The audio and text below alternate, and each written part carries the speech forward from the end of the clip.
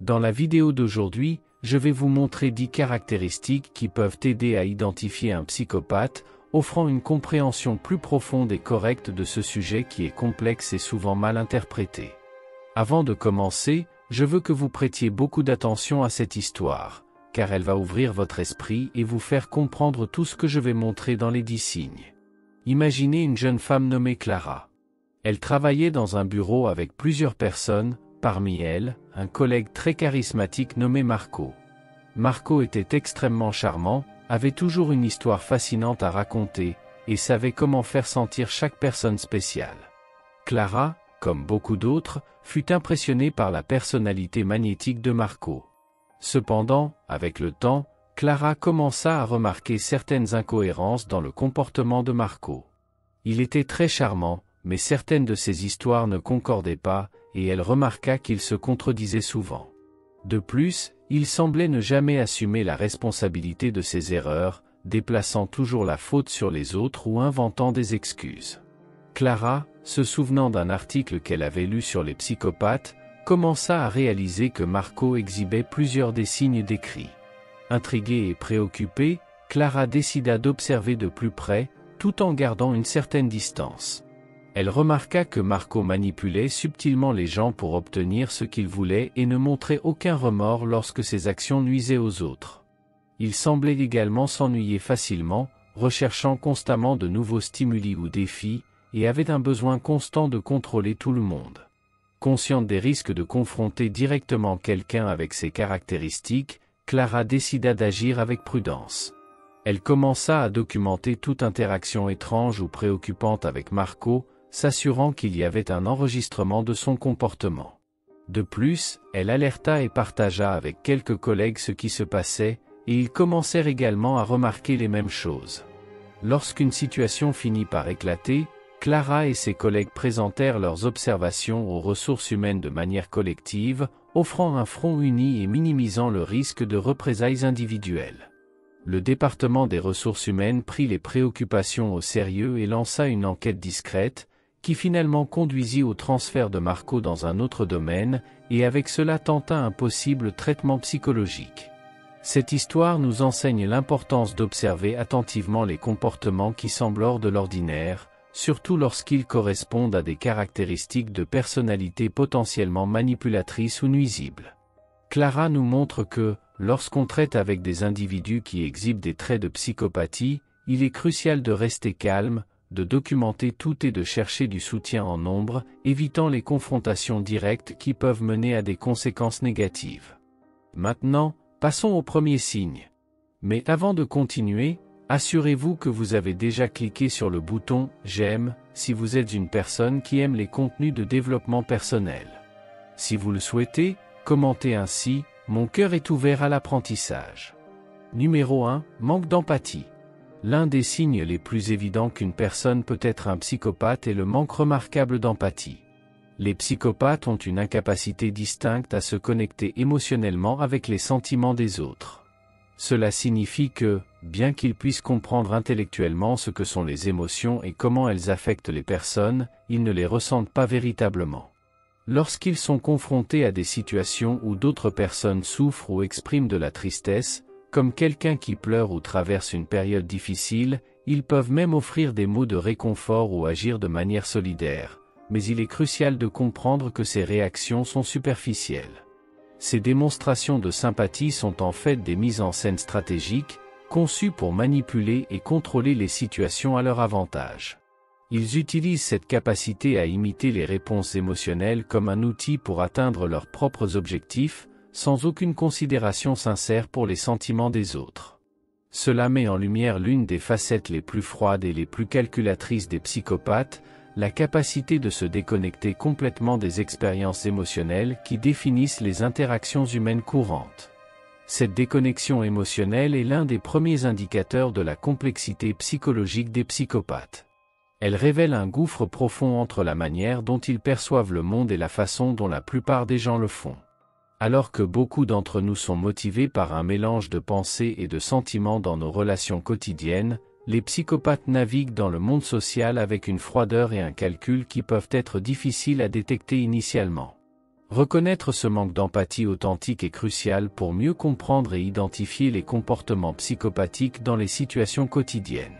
Avant de continuer, je tiens juste à te rappeler que j'ai laissé un e-book très précieux dans le premier commentaire de cette vidéo. Clique et télécharge-le dès maintenant, car je le laisserai disponible pour une durée limitée. Dans cet e-book, tu apprendras comment comprendre les personnes difficiles et maîtriser toutes les situations. Lis attentivement l'e-book et tu deviendras un spécialiste en relations interpersonnelles. Numéro 2, manipulation. Une autre caractéristique proéminente des psychopathes est leur capacité exceptionnelle à manipuler les gens. Ils sont maîtres dans l'art d'ajuster les situations et les interactions de manière à tromper et contrôler les autres pour servir leurs propres intérêts égoïstes. La manipulation est un outil fondamental dans leur arsenal, utilisé sans aucune considération pour les sentiments ou les besoins d'autrui. Les méthodes de manipulation employées par les psychopathes peuvent varier considérablement. Certains peuvent utiliser leur charisme et leur charme pour séduire et attirer les gens, les faisant se sentir spéciaux et compris. D'autres peuvent opter pour des tactiques plus subtiles de manipulation émotionnelle, telles que faire en sorte que les gens aient pitié d'eux ou les amener à douter de leur propre perception et émotions. Ces stratégies sont déployées avec un calcul précis, souvent sans que les victimes ne réalisent même qu'elles sont manipulées. Cette capacité à manipuler permet non seulement aux psychopathes d'obtenir ce qu'ils veulent de manière efficace, mais assure également qu'ils maintiennent un contrôle sur les personnes autour d'eux, les manipulant pour qu'elles suivent leurs désirs et commandements. La capacité à manipuler, combinée à un manque d'empathie, rend les psychopathes des figures particulièrement difficiles et dangereuses dans tout environnement social ou professionnel. Reconnaître ces tactiques et comprendre leur fonctionnement est vital pour se protéger et aider les autres à se protéger de ces influences nocives. Numéro 3, irresponsabilité. L'irresponsabilité est un trait distinctif commun chez les psychopathes, se manifestant par un style de vie impulsif et un manque de considération pour les conséquences de leurs actions. Ces personnes agissent souvent de manière précipitée, sans mesurer l'impact de leurs actes sur elles-mêmes ou sur les autres. Un aspect particulièrement alarmant est leur refus d'accepter la responsabilité de leurs erreurs. Au lieu d'assumer leurs fautes, les psychopathes transfèrent fréquemment la culpabilité sur d'autres personnes ou même distordent la situation. Ils manipulent le récit de telle manière qu'ils amènent les autres à remettre en question leurs propres accusations et, souvent, ces manipulations sont si habiles que les victimes peuvent finir par se sentir coupables. Cette capacité à altérer la réalité sert non seulement à exonérer les psychopathes de toute responsabilité perçue, mais crée également une dynamique dangereuse dans laquelle les victimes peuvent finir par remettre en question leur propre santé mentale.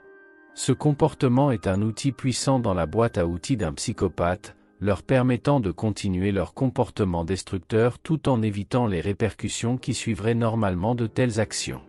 Numéro 4, narcissisme. Le narcissisme est un trait extrêmement marquant chez les psychopathes, qui se voient souvent comme des êtres supérieurs, dotés d'une intelligence, d'un pouvoir et d'une importance sans égale.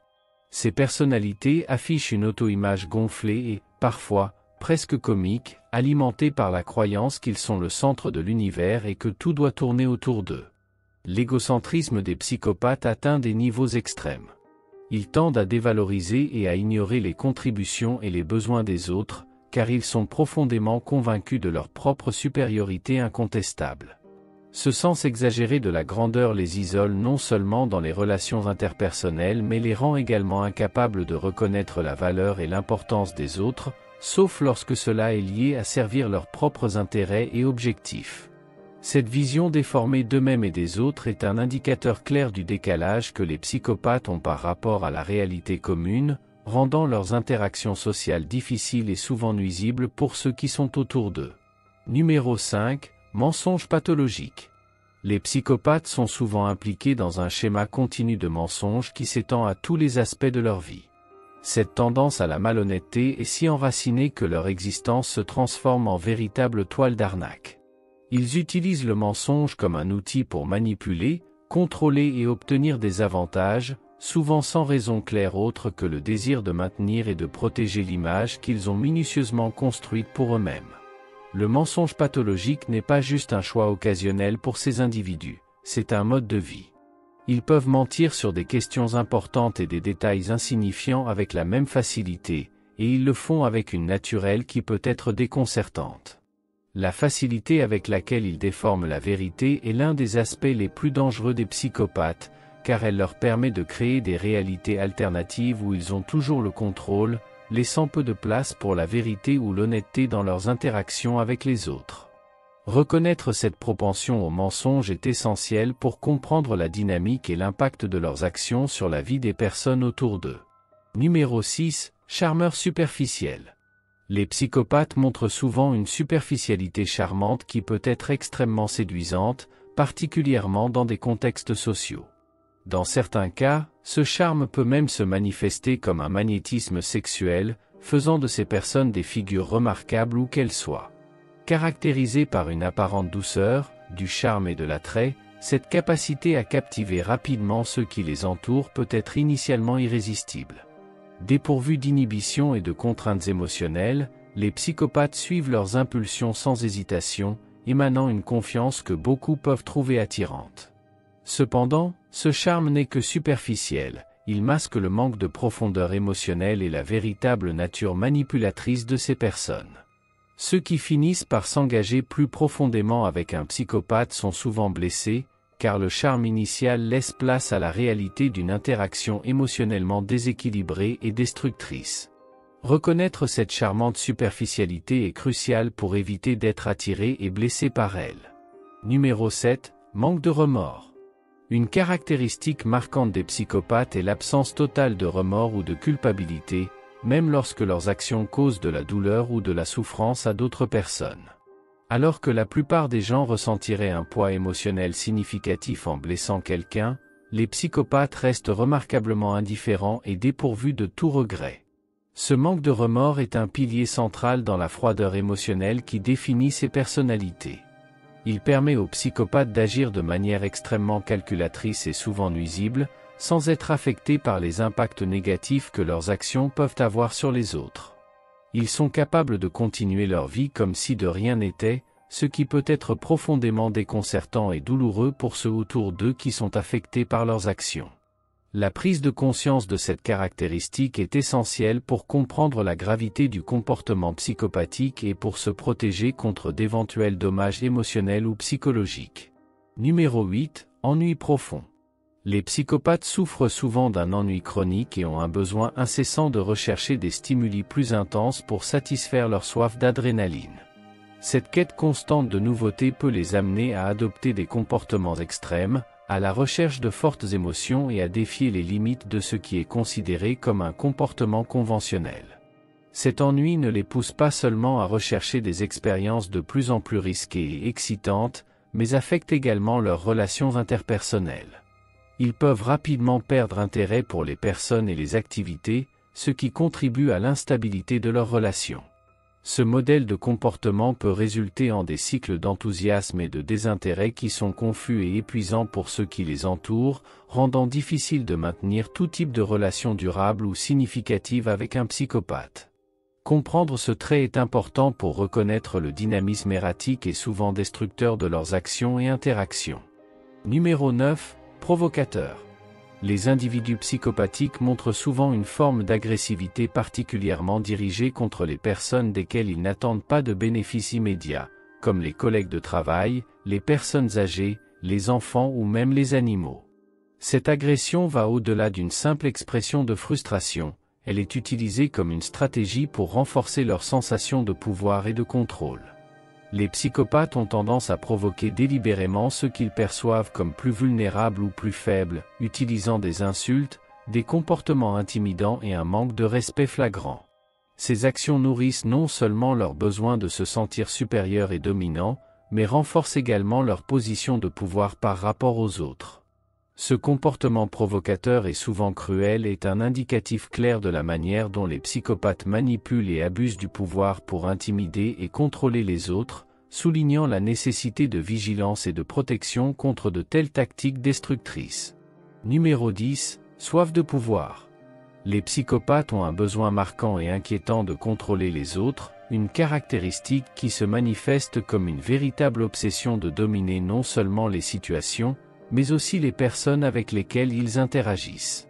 Cette inclinaison à contrôler est si intense qu'ils établissent et maintiennent souvent des environnements rigoureusement ajustés pour que tout se déroule exactement selon leurs strictes préférences et ordres. Cette tendance n'est pas seulement une question de préférence personnelle, c'est une manifestation d'une recherche implacable du pouvoir. La motivation derrière ce besoin de domination est complexe. Elle est largement alimentée par un besoin profond de validation. Les psychopathes ressentent souvent une urgence compulsive à être reconnus et confirmés dans leur position de pouvoir, ce qui reflète une insécurité sous-jacente qu'ils masquent par une démonstration de force et d'autorité. De plus, cette quête incessante de contrôle sert également à satisfaire leurs égos gonflés. Ils voient la soumission et l'obéissance des autres comme une preuve de leur propre supériorité et mérite. Pour maintenir ce contrôle, les psychopathes recourent souvent à la manipulation et à la domination. Ils sont maîtres dans l'art d'exploiter les faiblesses des autres, utilisant des tactiques qui peuvent inclure la coercition émotionnelle, l'intimidation physique et la séduction calculée. Ces stratégies sont soigneusement choisies et adaptées pour garantir que les personnes autour d'eux non seulement obéissent à leurs ordres, mais se sentent également incapables de défier ou de remettre en question leur autorité. Cette dynamique crée non seulement un environnement toxique et oppressif pour ceux qui sont subordonnés, mais elle perpétue également le cycle de pouvoir et de contrôle qui nourrit l'ego du psychopathe. Le résultat est une atmosphère où la peur, l'anxiété et la tension sont constantes, avec des impacts significatifs sur le bien-être émotionnel et psychologique des personnes impliquées. Par conséquent, comprendre ce besoin de contrôle et les motivations derrière celui-ci est essentiel pour identifier et, idéalement, intervenir dans des situations où les psychopathes peuvent exercer une influence destructive, en cherchant des moyens de limiter leur pouvoir et de protéger les victimes de leur manipulation. Si vous avez suivi jusqu'ici, commentez, je resterai en alerte, car je réagirai à votre commentaire. Mais, dites-moi, avez-vous déjà rencontré des personnes comme ça ? Partagez vos expériences dans les commentaires. Vous pouvez aider d'autres personnes avec votre témoignage. N'oubliez pas de vous abonner à la chaîne et d'appuyer sur le bouton « J'aime ». Si vous le souhaitez, cliquez sur la vidéo qui est à l'écran, et nous nous retrouverons dans la prochaine vidéo. À bientôt.